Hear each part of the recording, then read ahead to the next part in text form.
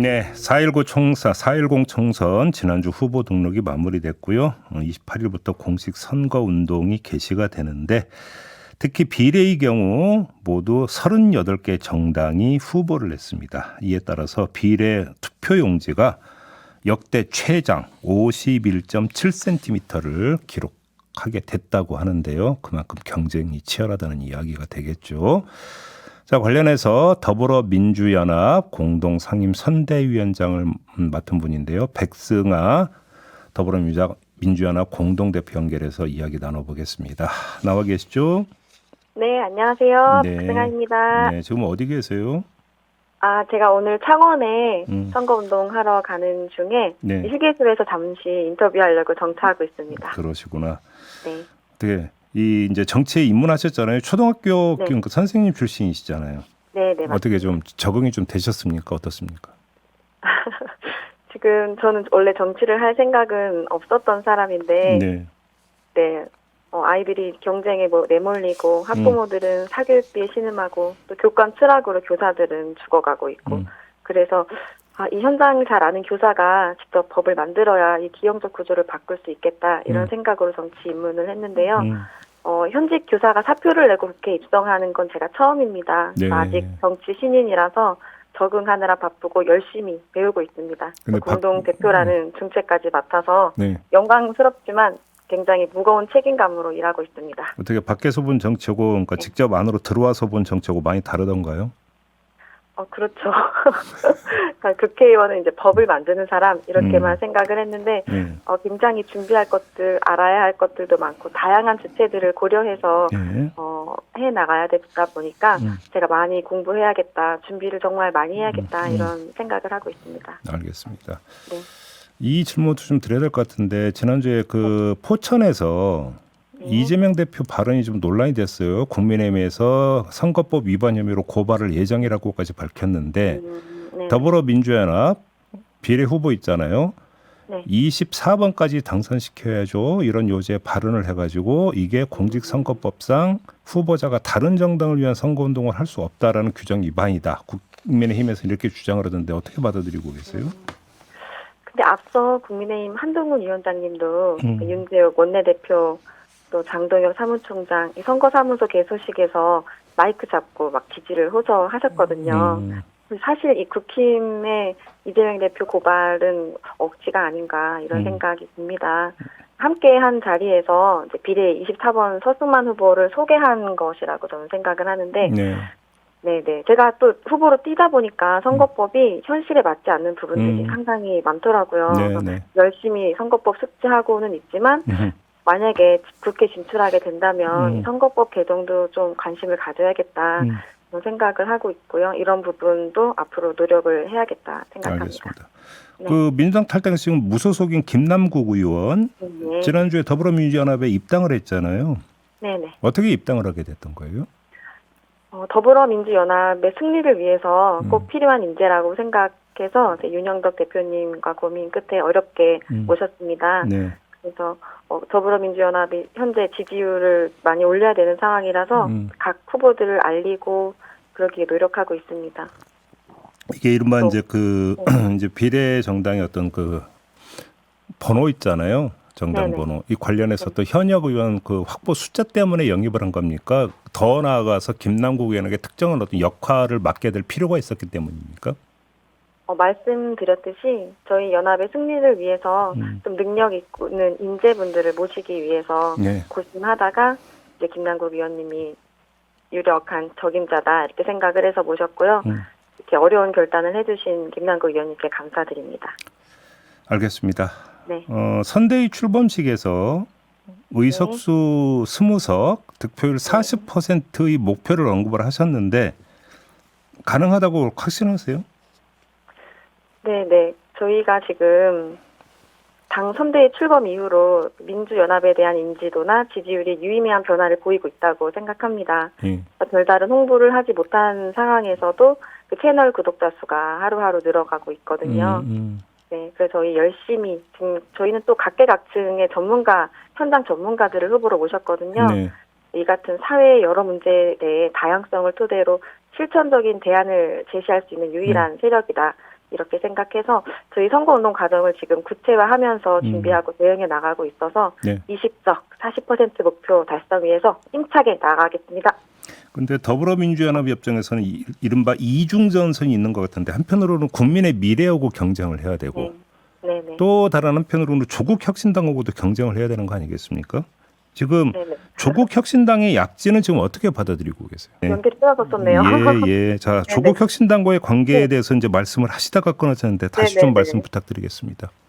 네, 그래서 윤석열 정권을 어떻게 심판하겠다는 목적은 같다고 생각을 합니다. 네. 그런데 저희 더불어민주연합은 이제 민주당만이 아니라 소수정당, 시민단체가 연합해서 만든 정당이라서 또 각계각층 현장에서 열심히 활동해온 전문가들이 모인 정당이기도 하거든요. 네. 그래서 저희 연합이야말로 연합정당으로서 또 긴 민주적 토론의 과정을 거친 비례정당 정신에 가장 부합하는 정당이라고 자부합니다. 또한 저희는 검찰개혁뿐 아니라 민생을 돌보는 당이라서요. 저희가 국민의 미래보다 높은 지지를 받게 되어서 승리해야 입법권을 수호할 수 있지 않나 이렇게 생각합니다.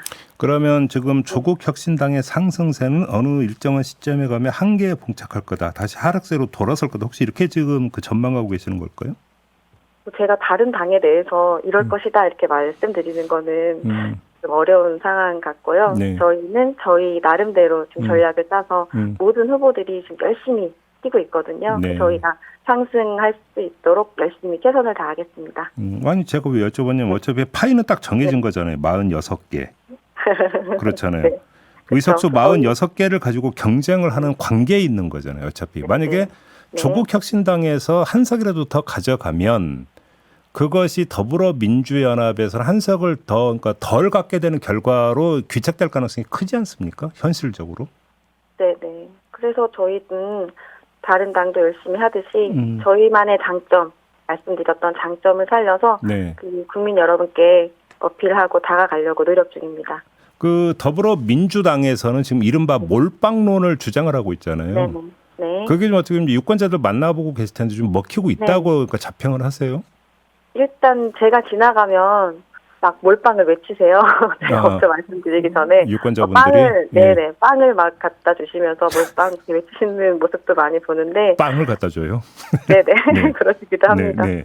그래서 사실 어느 정도 홍보는 열심히 되고 있다, 잘 되고 있다 생각을 하고요. 이 몰빵은 단순한 그 선거용 캐치프레이즈만은 아니고 네.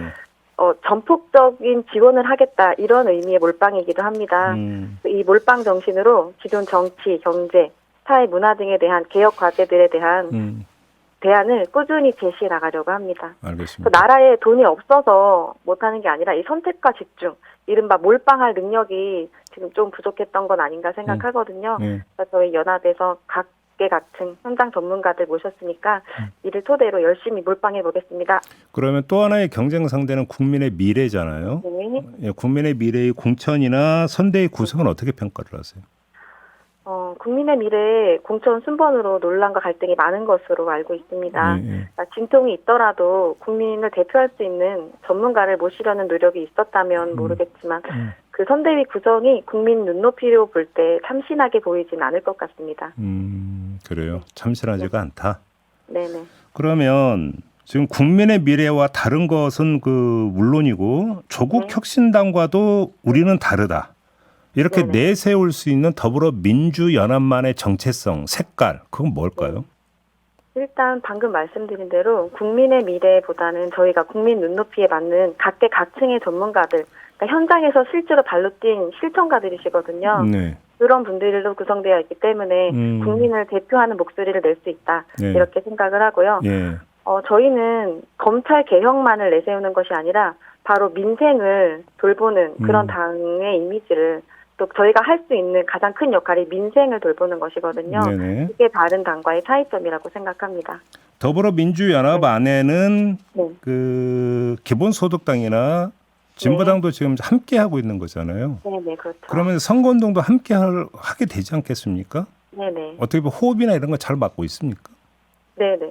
그러니까 민주주의 사회에서는 다양함이 살아있어야 하잖아요. 그러니까 저희 연합은 이 다양함과 서로 다름을 존중한 상징이라고 생각합니다. 이제 뭐 공천 과정에서는 갈등이 있긴 했지만 이 과정을 해결하는 과정을 통해서 국민들께 연합 정치 정신을 보여드렸지 않나 생각하고 지금 서로 이 지지율을 높이기 위해서 아주 손발 맞춰서 열심히 뛰고 있습니다. 그래요. 네네. 좀 개인적 질문을 좀 드려야 될 것 같은데 결국은 네. 교육 문제 해결을 위해서 정치에 네. 투신을 하신 거잖아요. 그렇죠. 자, 그러면 어떤 교육 문제를 어떻게 풀어야 된다? 이제 구상을 좀 갖고 계실 것 같은데 좀 네네. 말씀을 해주신다면요. 제가 지금 공약으로 내세웠던 것들이 뭐 서희초 특별법과 국가책임 온종일 돌봄법 등인데요. 예. 서희초 특별법은 교사들이 안전하게 가르칠 수 있는 시스템을 만드는 법안입니다. 교사의 생활지도가 아동학대로 신고당하지 않도록 교권을 보호하고 수천 건의 민원을 어떨 때는 수업 시간까지도 혼자 감당하고 있거든요. 네. 그래서 이 민원 창구를 일원화하고 또 교사가 고소당하면 개인이 아니라 학교 및 교육청이 공동 대응할 수 있는 그런 여러 안전 장치들을 마련하고자 합니다. 네. 또 국가책임 온종일 돌봄법은 아이들을 온 국가가 나서서 함께 키우자는 취지의 법안이에요. 그래서 늘봄학교, 돌봄, 방과 후 이런 것들은 정규 교육과정 이외의 영역이라 네. 아동복지정책, 뭐 부모의 요구, 성장 단계에 맞춘 프로그램 이런 종합 대책이 필요하거든요. 네. 그래서 사실 학교에만 맡기기보다는 교육부, 지자체, 또 뭐 교육청, 복지부 이런 여러 통합 운영 시스템이 합쳐져야 한다고 생각을 해요. 뭐 아동청 이런 것을 구축해서 저출생 문제와 또 일과 양육 병립의 어려움 이런 것들을 해소할 수 있도록 국가가 나서야 된다고 생각합니다. 네. 저는 세 아이의 엄마이기도 하거든요. 예, 예. 이 젊은 엄마로서 안전한 양육 환경 만드는데 절실한 사람이기 때문에 국회에서 이 문제들을 해결할 수 있도록 최선을 다하겠습니다. 그러면 지금 정부가 이제 추진하고 있는 늘봄학교는 어떻게 평가를 네. 하세요? 정말 개탄스럽습니다. 지금 정부는 일방적으로 교육 정책을 추진해 왔어요. 교육 현장의 의견을 수렴하지 않고 만약에 반대를 하면 법적 처벌을 운운합니다. 그렇게 대처해 왔기 때문에 서희초 사건 이런 일들이 터졌다고 생각을 하는데 그 후에도 정부의 태도에 하나도 변화가 없다는 점이 너무 실망스럽습니다. 지금 늘봄학교 때문에 나타나는 가장 큰 문제점들은 개학과 동시에 전국적으로 늘봄학교가 시작되는데 어떤 담당 인력이나 전용 공간, 예산이 부족한 상태에서 무리하게 추진하다 보니까 정규 교육과정이 지금 침범을 당하고 있어요. 네. 교실이 없어서 월요일에는 2학년 1반, 화요일에는 2학년 2반 이런 식으로 교실을 매일 바꿔서 가는 사례도 있고 이 학교 예산이 늘봄 인건비나 프로그램으로 다 가다 보니까 이 종전에 운영하던 교과 보충 프로그램 이런 것들이 사라지고 기간제 상담교사 재계약 못하기도 하고 이렇게 여러 가지 침범이 일어나고 있습니다. 알겠습니다. 네네. 초등교사노조에서 진행 중인 설문을 보면요. 이 전담 교실은 6%밖에 없고 70%가 전용 교실 활용하거나 일반 교실 사용하고 있어요. 근데 지금 그 네네. 대표님이 말씀하신 이게 이제 예를 들어서 이제 그 현장 교사들 설문조사 결과도 일부 당겨서 정교조 같은 걸 발표를 한 바도 있었는데 네. 대통령실은 교사단체가 편향된 설문으로 늘봄 학교에 대한 사실을 왜곡하고 있다. 이렇게 비판을 했는데 이건 어떻게 받아들이세요? 저는 정부가 보고 싶은 것만 보고 있다. 이렇게 생각을 해요. 현장에 있는 모든 교원단체들이 반대를 하고 있고 문제가 있다고 제기하는 데는 이유가 있는 거거든요. 그러니까 어떤 정책이든 장기적인 대안을 가지고 체계적으로 이루어져야 하는데 갑자기 늘봄학교 하자 하고 1년 만에 실시를 하는데 어떻게 문제가 없을 수가 있겠습니까? 학교 교실이 모자라고 아이들이 있을 곳이 없고 게다가 예산도 없거든요. 네. 이런 상태에서 갑자기 원하는 사람은 누구나 다 신청하면 받아주도록 되어 있어요. 알겠습니다. 그렇기 때문에 질 높은 돌봄이 이루어질 수가 없습니다. 알겠습니다. 자, 말씀 네. 여기까지 들어야 될 것 같네요. 네. 고맙습니다, 대표님. 네, 감사합니다. 네, 백승아 더불어민주연합 공동대표였습니다.